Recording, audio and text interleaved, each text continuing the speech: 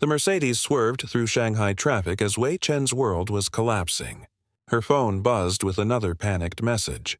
The Taiwanese manufacturing deal, $1.2 billion, was falling apart.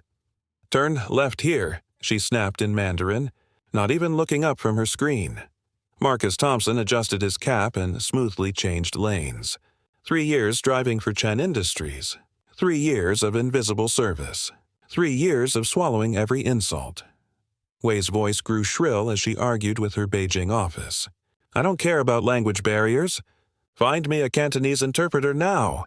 Her fingers flew across her tablet, switching between Mandarin emails and English contracts.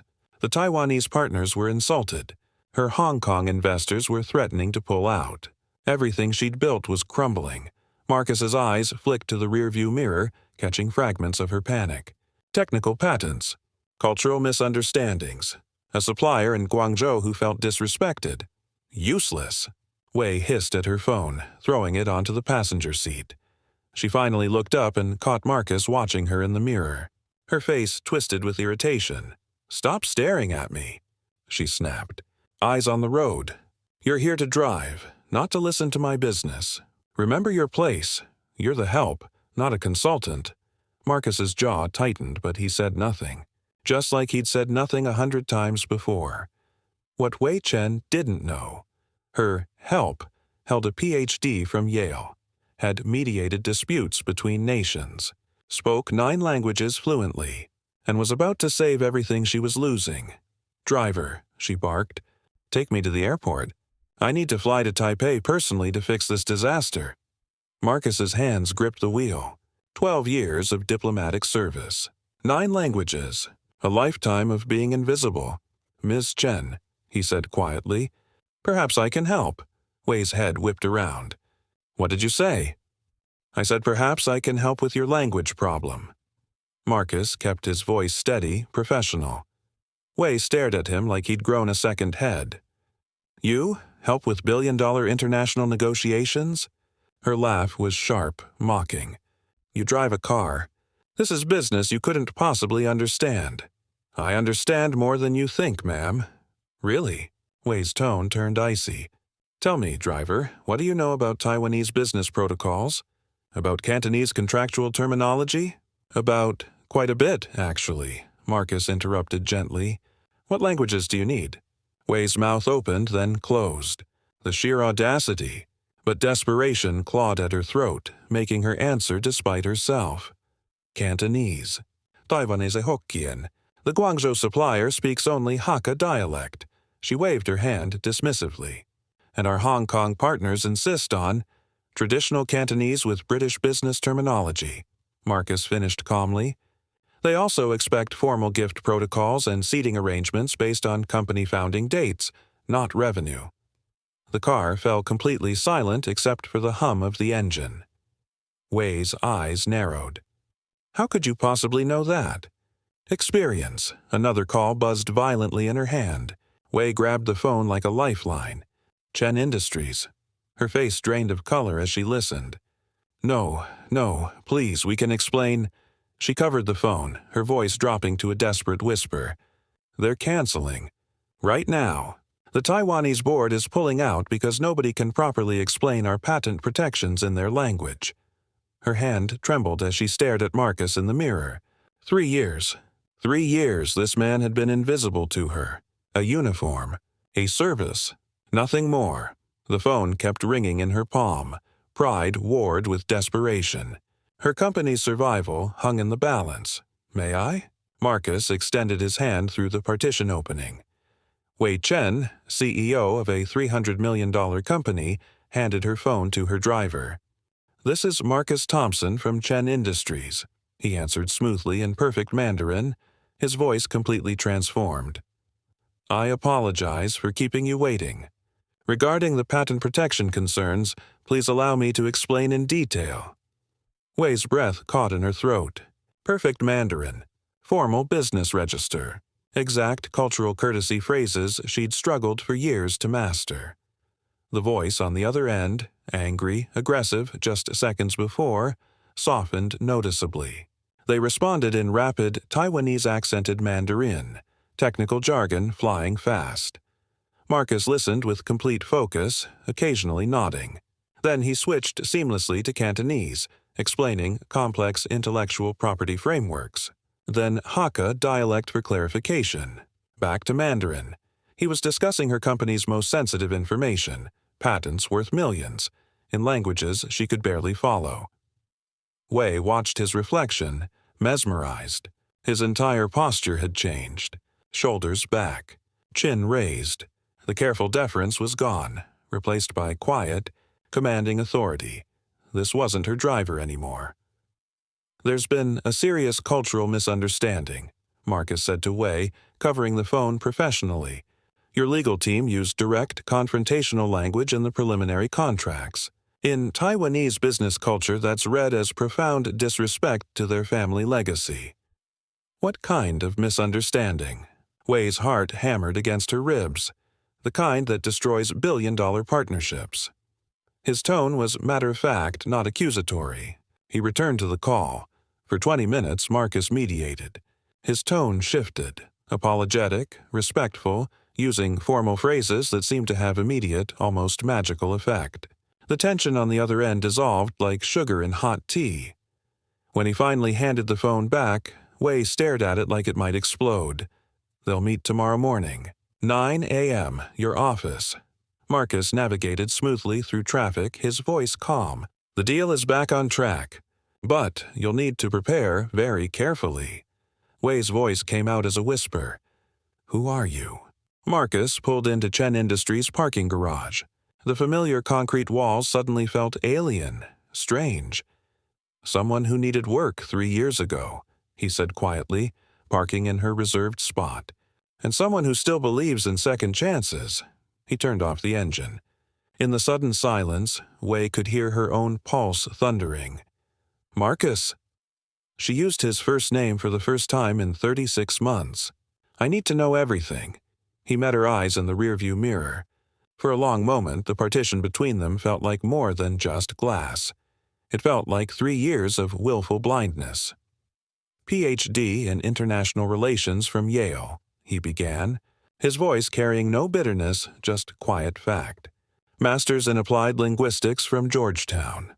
12 years as a senior diplomatic translator for the U.S. State Department."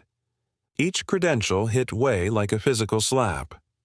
"I specialized in U.S.-China trade negotiations," Marcus continued. "G20 summits, Belt and Road Initiative discussions, patent disputes between American and Asian corporations." He paused. "I've translated for 2 presidents and mediated disputes that could have collapsed international markets." Wei felt sick. "So you became a driver?" "Budget cuts eliminated my position 3 years ago." Marcus's jaw tightened almost imperceptibly. "I had 2 weeks to find income. My mother's cancer treatment couldn't wait. The oncology bills were due immediately." Wei suddenly remembered fragments, overheard phone calls about hospital visits, insurance denials. She'd never asked, never cared. "And my daughter?" Marcus's voice cracked slightly for the first time. "Sarah, she was starting Stanford. Pre-med, wanting to become a pediatric oncologist because she watched her grandmother fight cancer." He looked down at his hands, gripping the steering wheel. "Every month I transfer money to her account and tell her it's from my research grant. She has no idea her father drives a car 12 hours a day. She thinks I'm writing a book on international diplomacy." Wei's throat closed completely. "I applied for 300 positions in my field," Marcus said. "Overqualified for most. Too expensive for others. Too old for startups. Companies wanted cheap translators, not experienced diplomats. But your credentials don't pay for chemotherapy, Ms. Chen." His smile was gentle, devastating. "Your company needed a driver. I needed survival. So I survived." The emergency board meeting exploded at 7 p.m. Chen Industries' senior leadership filled the conference room, tension crackling like static electricity. "I want you to meet Marcus Thompson," Wei announced, her voice firm despite her shaking hands. "Our lead interpreter for tomorrow's negotiations." Executive VP Lin's face went purple. "Wei, where's the professional interpretation service we hired?" The one with certifications and insurance? Unavailable. Mr. Thompson will handle everything. In what capacity has Mr. Thompson been with our company? CFO Zhang leaned forward, eyes sharp with suspicion. Wei felt the trap closing around her. Operations. Operations? Lin stood up, his chair scraping loudly. Wei, have you lost your mind? We're risking $1 billion deal on someone from operations? Actually, Zhang interrupted, what specific operations role? His tone made it clear he already knew the answer. The silence stretched like taffy. Mr. Thompson has been our driver, Wei said quietly. The room erupted. Your driver? Lin's voice rose to a shout. Wei, this is insanity. The Taiwanese expect credentialed professionals. We'll be humiliated. Marketing Director Susan Walsh nodded vigorously. Lin's right. This is about appearances, credibility. We can't show up with... She stopped herself, but everyone knew what she meant. With someone who doesn't look the part, Lin finished bluntly. This is corporate suicide. Marcus sat perfectly still, face impassive, hands folded calmly on the table. Wei felt every compliment, every assumption, every moment of blindness crushing down on her. He handled today's crisis flawlessly. I don't care. Lin slammed his palm on the table. This is $1 billion. Our reputations. Our Mr. Lin. Marcus's voice cut through the chaos like a blade. Quiet, controlled, commanding. The room fell silent. What specific concerns do you have about Taiwanese protocols? Marcus asked, his tone perfectly professional. Lin straightened, caught off guard. Cultural nuances. Business etiquette. Gift-giving customs. Proper seating arrangements based on founding date hierarchy, not revenue. Marcus interrupted smoothly. Taiwanese business etiquette requires two-handed business card exchange with exactly 3 seconds of study before placing cards on the table. Never in pockets. The Taiwanese partners expect gifts acknowledging their company's post-war reconstruction legacy, not expensive items suggesting we're attempting to buy influence. Complete. Stunned silence. I negotiated the 2019 U.S.-Taiwan Semiconductor Framework, Marcus continued calmly. I know their protocols intimately. 7 executives realized they'd just challenged someone infinitely more qualified than themselves. The next morning's meeting was a masterpiece. Marcus mediated between Taiwanese executives, Hong Kong investors, and Guangzhou suppliers in 4 languages. Every cultural protocol perfect. Every technical term precise. Every gesture calculated. When the Taiwanese chairman stood after signing, he ignored Wei completely and addressed Marcus directly in formal Mandarin. In 20 years of international business, I've never encountered such exceptional cultural intelligence and diplomatic skill. He bowed formally, not the casual business bow, but the deep, respectful bow reserved for honored equals. Finally, he said, switching to English so everyone understood, Chen Industries sends someone who truly understands respect and honor. The deal closed. $1.2 billion. 200 jobs saved. But the most profound moment came afterward. The Taiwanese chairman approached Marcus privately, carrying a silk-wrapped package. His hands trembled slightly as he presented it. Inside was an antique jade business card holder, clearly a family heirloom of significant age and value. This belonged to my father, who rebuilt our family business from nothing after the war, he said quietly in Mandarin, his voice thick with emotion. He believed that respect transcends nationality, language, skin color, and circumstance. He taught me that character reveals itself through adversity. The chairman's eyes glistened. He would have wanted you to have this, Mr. Thompson, because you embody everything he believed about true dignity. Marcus's hands trembled as he accepted the gift, bowing deeply. Wei watched from across the room, tears streaming down her face. Every compliment Marcus received felt like an indictment of her own willful blindness over 3 years.